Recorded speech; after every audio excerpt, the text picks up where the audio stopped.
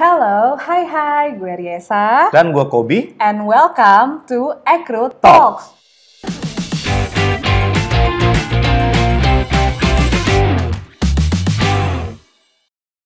Halo semuanya, balik lagi sama Riesa dan juga Kobi kali ini.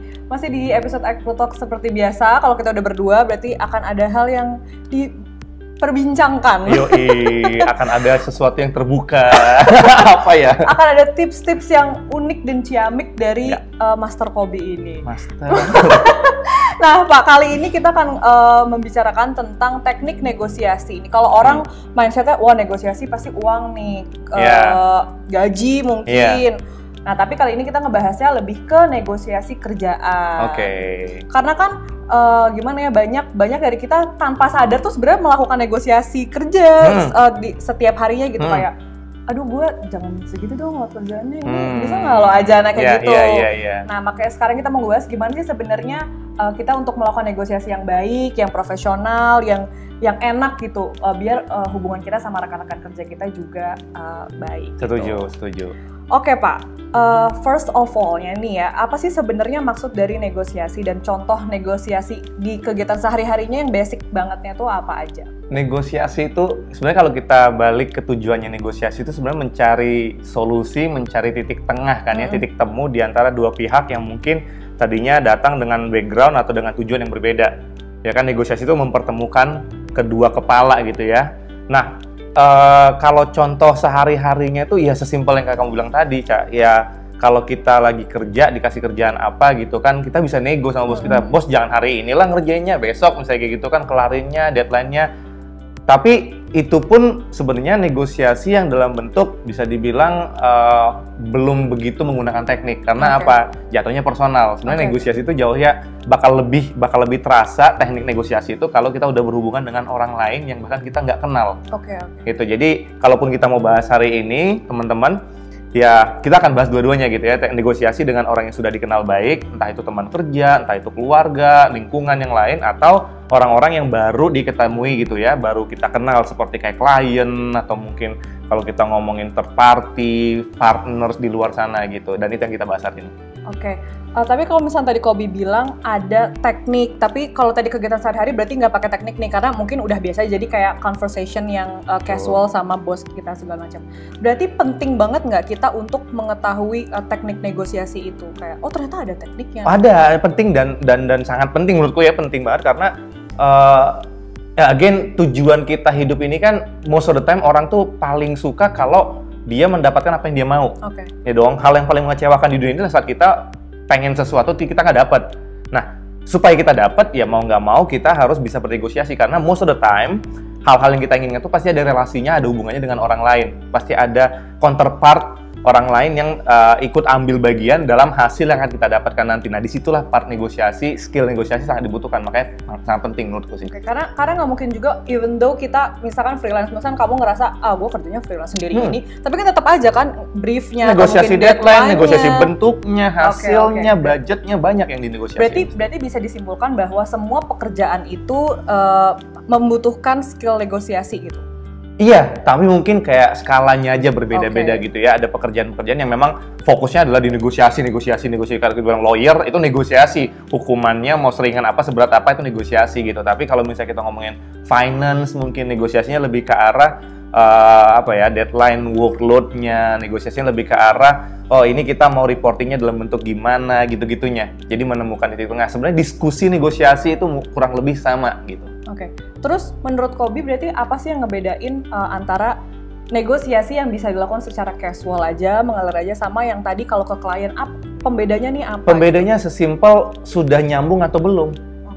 Sudah sama, are we on the same ground or not? Gitu. Kalau kita ngomong sama bos, sama teman kerja, waktu kita meminta sesuatu tanpa harus kita jelaskan kenapa kita meminta sesuatu atau meng-adjust dari apa yang di-demand, misalnya kayak bos kita nyuruh, kamu kerjain ini 2 minggu lagi kelar gitu ya. Waktu kita bilang, Pak, sebulan deh, soalnya saya banyak kerjaan. Dia sudah punya background, informasi bahwa dia sudah tahu apa yang kita kerjakan. Workload kita sebenarnya segimana gitu. Saat kamu menawarkan sesuatu, bisa jadi dia cepat langsung, oh iya bener juga dia lagi kayak gini. Di kepalanya dia langsung berpikir, oh oke, yaudah deh sebulan. Gitu. Tapi kalau misalnya kita ketemu sama orang baru, ya ini orang nggak kenal kita loh. Dia nggak tahu background-nya kenapa kita meminta hal tersebut dari dia. Kenapa kita meminta keringanan, meminta perpanjangan, meminta harga lebih murah. Kenapa itu semua dia nggak dapat. Sehingga apa? Dia akan sangat sulit untuk langsung meng-ACC apapun yang kita negokan, gitu ya. Nah, disitulah skillnya, tekniknya, di mana negosiasi ini poinnya adalah gimana kamu menyampaikan backgroundmu, menyamakan lapangannya dulu, berdiri di satu informasi yang sama dulu, baru di situ kita bisa membahas. Gitu. Karena kalau kita lagi nggak ngadepin hal yang sama, satu orang sibuk ngomong A, satu orang sibuk ngomong B, nggak bakal ketemu. Gitu. Cari benang merahnya dulu. Cara cari benang merahnya adalah dengan menyampaikan apa yang kamu tahu dan dia menyampaikan apa yang dia tahu. Sama-sama pengertian, baru negosiasi berhasil. Berarti kalau setelah kita tahu nih, berarti harus gue berarti harus menyampaikan, ya itu make sense banget ya, berarti harus disampaikan dulu nih reasonnya ini, kenapa saya minta A, reasonnya nih bla bla bla. Concernnya apa, purpose-nya apa, itu harus jelas dulu, sehingga lawan bicara kita, lawan negosiasi kita ini tahu background-nya.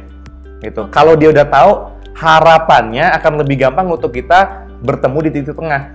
Itu empati itu ada kok pasti di setiap manusia. Yang artinya kalau dia ngerti, dia bisa tepo seliro, bahasa Jawanya bisa merasakan apa yang kita rasakan, harusnya dia bisa digoyang untuk menemukan titik di tengah-tengah ketemu dengan kita dengan negosiasi. Tapi kalau misalnya dari tadi kita ngomong teknik, sebenarnya teknik apa sih selain kita mengungkapkan, mengutarakan semua yang tadi kita udah bilang, purpose-nya, terus segala macamnya. Ada nggak mungkin dari gaya bahasanya berbeda, atau dari body language-nya, atau gimana tuh? Yang sebelum kita ngomongin dari sisi visualnya, atau mungkin dari sisi apa yang dapat diterima dengan indera kita ya, lebih baik kita ngebahasin dulu deh, Cak. Kita harus punya pandangan bahwa kita juga nggak bisa menang 100%. Gitu. Jadi saat kita negosiasi, jangan juga egois. Karena apa? That kind of thing itu bisa di-sense, bisa dirasain sama lawan bicara kita, lawan negosiasi kita. Saat kita terlalu demanding, dan kita menutup pintu untuk kitanya sendiri bisa dinego, kan most of the time kita yang mau nego, kita jadi nggak mau dinego. Gitu. Tapi kalau kita bisa, kita tuh tujuannya ketemu titik tengah. Kita tujuannya mungkin nggak 100% win-win, tapi kayak setengah win, ya udahlah gitu. Nah, itu dulu harus mindsetnya. Gitu. Saat kita udah ketemu mindset kayak gitu, baru kita mulai dengan yang tadi, yang bisa ditangkap dengan indera, dengan cara ngomong yang baik, yang sopan, dengan cara ngomong yang empathetically gitu, yang dimana kamu bisa ngerasain apa yang dirasain. Misalnya contohnya kayak, Pak, misalnya negosiasi dalam hal klien misalnya gitu, dia minta harganya dimurahin gitu kan, kita tanya dulu kenapa dia pengen murah gitu. Jangan langsung ujuk-ujuk langsung bilang, oh nggak bisa Pak, nggak bisa kita kasih diskon. Ask them for information. Kenapa kamu pengen murah? Kenapa kamu minta diskon? Karena without that information, kamu nggak bisa empati sama mereka. Kamu nggak bisa ngerasain apa yang mereka rasain. Nah, saat mereka ngejelasin misalnya, oh kita ini lagi dalam masalah transisi, karena kemarin COVID, kita hancur bisnisnya, tapi kita pengen banget dapat servis kamu, tapi kita nggak bisa bayar, gitu ya. Kamu coba tanya lagi. Sebanyak mungkin, sedalam mungkin mengetahui informasi dari mereka dulu. Then you share your information.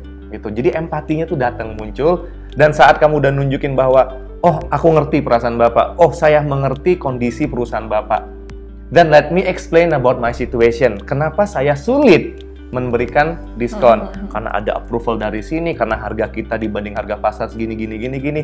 Nah, dengan cara begitu pasti dia juga jadi kayak, oh ini orang sebenarnya bukan yang saklek nih. Akhirnya dia mau nurunin misalnya, dia kayak bukan mau nurunin, dia mau kayak naikin lagi dari harganya gitu ya. Ya udah deh, mungkin nggak bisa diskon 50%, kalau 30% boleh nggak Pak? Karena Bapak juga sulit nih. Misalnya dia bilang gitu ke kita. Baru kita coba naik lagi. Kalau masih 30% masih sulit Pak, karena apa? Again, barang kita kayak gini. Gimana kalau gini? Coba tawarkan, itu step keduanya. Coba tawarkan solusi yang mungkin nggak 100% apa yang kau mau, nggak 100% apa yang dia mau. Tapi kayak, ya udah ketemu tengah-tengah deh. Kalau misalnya gini Pak, oke, Bapak belinya nggak usah banyak-banyak dulu. Tadinya dia mau beli untuk, let's say 100 orang karyawannya misalnya gitu kan. Atau paketnya yang gede. Karena Bapak belum mau bayar, daripada saya diskon, Bapak beli yang medium dulu size-nya. Itu harganya mungkin masih bisa masuk ke budgetnya Bapak. Tapi mungkin bonus dari saya bukan harganya yang diturunin, tapi saya tambahin paketnya sedikit. Gitu. Jadi harganya nggak turun, tapi paketnya saya tambahin. Karena apa? Mungkin kita bisa bilang sama dia bahwa bos saya tuh lebih gampang untuk ngasih bonusan daripada nurunin harga. So that kind of information tuh harus di-share. Jadi negosiasi tuh bukan iya enggak gitu, tapi lebih ke kamu ngerti nggak sih concernku, aku ngerti nggak sih concernmu, kita bisa nggak ketemu tengah-tengah gitu. Jadi bukan jual beli barang kayak di apa ya, di warung. Ya, oke. Bisa diskon nggak? Nggak bisa. Ya udah cabut. Mas dipanggil lagi. Itu kan biasanya ibu-ibu kalau beli kain kan gitu kan. Saya lihat toko sebelah deh, bu nggak usah deh gitu. Nggak kayak gitu negosiasi. Oke, karena ya pasti beda juga ya. Dan yang tadi Kobi sudah bilang yang perlu digarisbawahi adalah bahwa penting banget mindset kita tuh disetel gitu kalau kita mau negosiasi berarti akan ada negosiasi juga nih dari pihak lainnya. Karena ya kan sebenarnya poinnya adalah mencari tengahnya. Betul. Kan nggak mungkin dong antara dua pihak terus yang oke gue-nya doang nih, Kobinya malah merugi kan. Pasti jadinya win-lose, jadinya dia jadi kayak sakit hati. Nah, dengan menanamkan mindset itu di awal kalau nanti orang tersebut juga pasti akan nego ke gue nih. Nah, itu mungkin kita akan lebih open-minded dan akan lebih mau mendengarkan kali ya. Betul, jadi teknik nomor satunya tuh menggali informasi dan mendengarkan. Itu ilmu yang sangat sulit karena banyakan kita nih saat kita udah menginisiasikan sebuah negosiasi, udah punya langkah duluan, kita yang ngambil inisiatif untuk oke, aku mau negosiasi. Biasanya kita udah tutup pintu biasanya. Banyakan orang tuh udah tutup pintu untuk mendengarkan argumen orang lain. Karena aku maunya turunin, karena aku maunya dipanjangin, karena aku maunya sesuai dengan mauku. That's when you know bahwa negosiasimu akan gagal. Jadinya malah menangin egonya doang, jadinya kita juga ngomongnya tuh bukannya diskusi tapi malah jadinya defensif doang gitu. Betul. Dan itu biasanya malah kontraproduktif, nggak dapat apa-apa. Nggak dapat apa-apa. Betul. Oke. Berarti elemen-elemen yang penting nih untuk mempengaruhi hasil akhir dari negosiasi yang sukses. Berarti tadi pengetahuan, terus mindset kita dulu disetel, kemudian baru deh sikapnya gimana kita dalam menyampaikannya. Tadi jangan defensif, jangan agresif juga. Iya, jangan agresif karena kan sebenarnya negosiasi adalah bentuk komunikasi kan kok. Berarti kan harus dua arah gitu. Betul. Biarkan dia mungkin lawannya ngomong dulu, sampaikan apa yang dia mau sampaikan, baru habis itu kita. Jadi dua-duanya udah saling mengerti. Baru deh nanti kan yang tadi Kobi bilang lebih bisa berempati. Bisa ketemu di tengah empatinya. Oke, baru kemampuan interpersonalnya untuk ngomong, untuk berbicara, menyampaikan. Nah, gimana kalau orang yang dia open-minded dan tidak defensif sebenarnya, tapi gue nih suka bingung kata-katanya ngomongnya kayak gimana ya? Nah, ada nggak tips dari Kobi nih kalau buat orang yang mungkin dia tuh nggak biasa deh kalau yang kayak gitu, kayak orangnya mungkin nggak enakan deh kayak iya deh, padahal ternyata dia sebenarnya nggak sanggup nih ngerjain itu, gimana? Iya susah karena again negosiasi itu kamu harus tahu tujuannya dan kamu harus stick to your cause gitu. Kayak tujuanmu tuh apa dan stick to it gitu. Jangan gampang digoyang. Artinya bukan berarti kamu nggak boleh goyang ya. Negosiasi itu ya tetap harus bisa goyang, tapi jangan terlalu gampang mengiyakan gitu. Karena banyak orang ya bener kayak dibilang Ica tadi kayak nggak enakan kalau aku ngomong kayak gini gimana ya, ntar dia kesannya aku apa banget gitu. Iya gitu, atau nanti kalau malah jadi gagal gimana ya gitu. Sesimpel ini, kalau kamu udah punya mindset bahwa tujuanku negosiasi bukan untuk menang, bukan untuk kalah, tapi untuk ketemu di tengah dan stick to it, di sininya loh. Makanya berat banget di sininya untuk negosiasi itu, mindset awalnya. Kalau kamu udah tujuannya benar, kita mau ketemu di tengah, kamu nggak akan ngerasa takut karena nggak ada risiko kalah. You get what I mean? Gitu. Kalau udah tujuannya mau di tengah dan kamu ngelakuin yang tadi aku bilang gitu ya, kayak terbuka informasinya, kita on the same page, ada empatinya, disampaikan dengan baik, banyak bertanya, banyak mendengar, otomatis itu hasilnya akan ketemu di tengah-tengah kok. Gitu. Mungkin pertanyaan lebih ke arah sini, gimana kalau lawan negosiasi kita tuh yang alot banget gitu ya?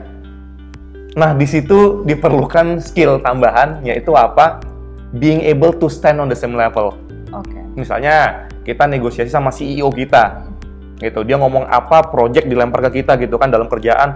Aku mintanya gini. Dia udah CEO, kita siapalah kita gitu ya, hanya rumput yang bergoyang gitu. Negosiasi sama CEO gimana? Put ourselves at the same level.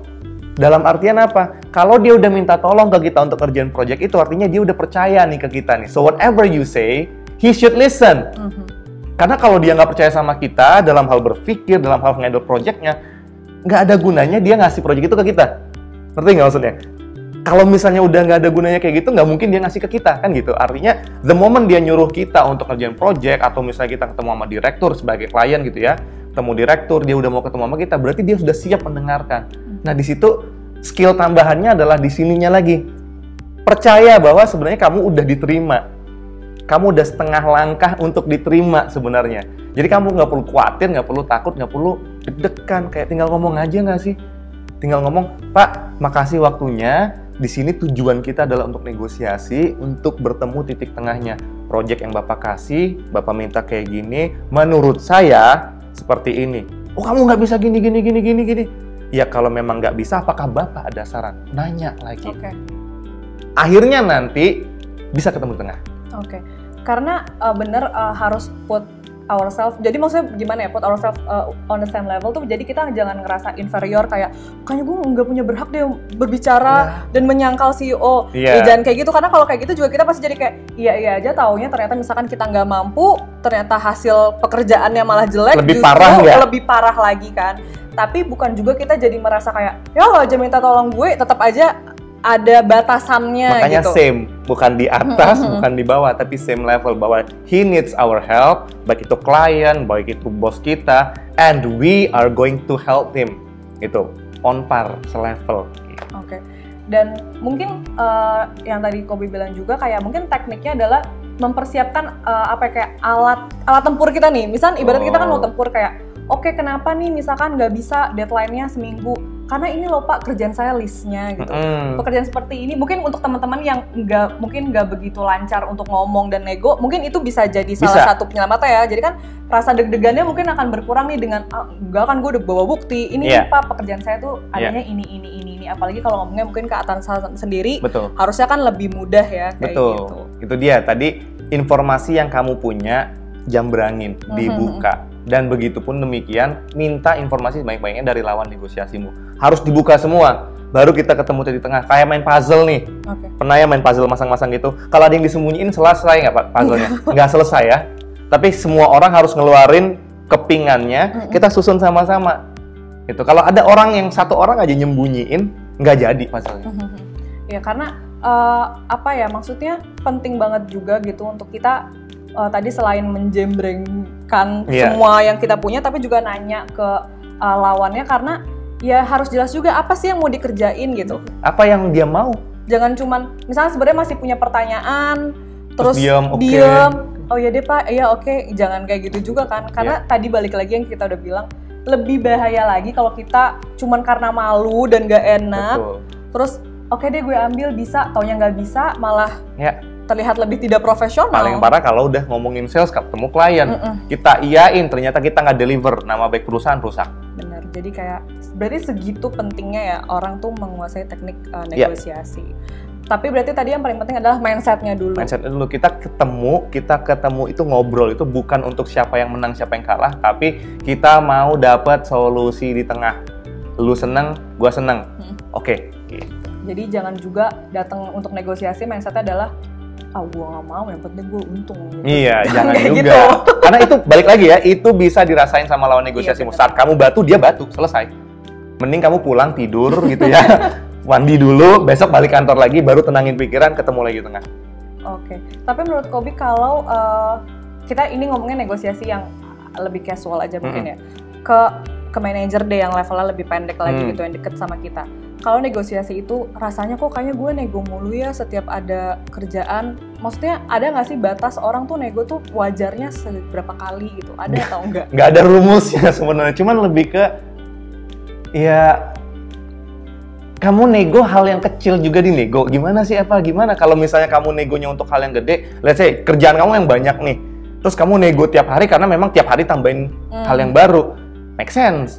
Tapi kalau kerjaan muda dikit gitu ya, terus disuruh hal baru langsung dinego, kayaknya perlu ngaca. Iya, jadi maksudnya biar teman-teman juga jangan asal oh yaudah berarti besok-besok gue nego deh.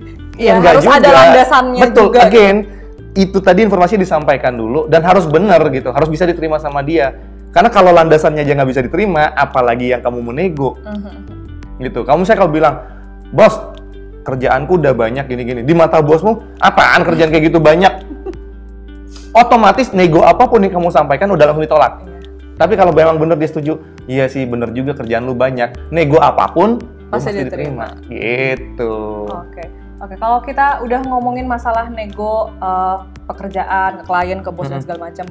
Sekarang kalau nego spesifik tentang mungkin ini dulu deh yang masih nyambung-nyambung. Nego untuk promosi, kayak mungkin ngerasa gue udah setahun, terus kayak achieve, kok bosnya diem-diem aja ya, gue kok nggak ada apa kayak promosi atau apa, nah ada nggak teknik khususnya? Sama kayak tadi, datang, bos tujuanku ngomong hari ini, kamu harus nyampein gitu ya, tujuanku ketemu hari ini, ngajakin ketemu adalah mau ngomongin mengenai performance appraisal, atau mau ngomongin kenaikan gaji, atau naik pangkat, gitu. Landasannya, ini, jebret, sampaikan, what do you think about landasan ini?